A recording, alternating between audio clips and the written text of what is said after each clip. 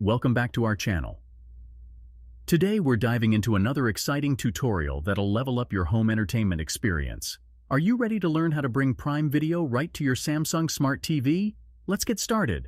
Before we jump into the installation process, let's talk about what Prime Video can offer on your Samsung Smart TV.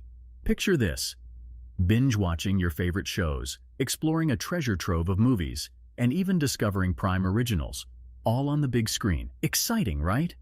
All right, let's make this happen. I'm going to walk you through each step of installing Prime Video on your Samsung Smart TV. Trust me, it's as simple as snapping your fingers. Step 1. Fire up your Samsung Smart TV and make sure it's connected to the internet. A stable connection ensures smooth streaming. Step 2. Using your remote, find and launch the App Store or Smart Hub on your TV. This is where the magic happens. Step 3. Hunt down the Prime Video app using the search function. Once you spot it, hit Install. The app will start downloading in a jiffy. Congratulations! You've just upgraded your Samsung Smart TV with Prime Video. There you have it, folks. Prime Video is now at your fingertips on your Samsung Smart TV. Movie nights, series marathons, and endless entertainment await.